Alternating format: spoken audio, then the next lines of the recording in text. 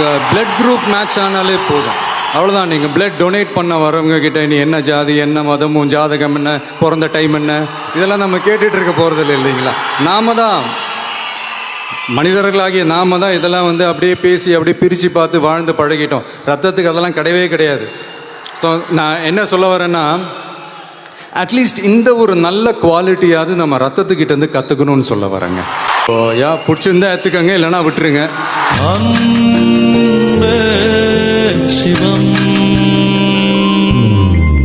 ஆத்திகம் பேசும் அடியார்க்கெல்லாம் சிவமே அன்பா.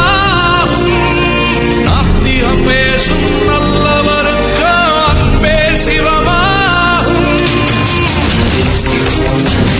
யார் யார் சிவம்? நீ நான் சிவம்.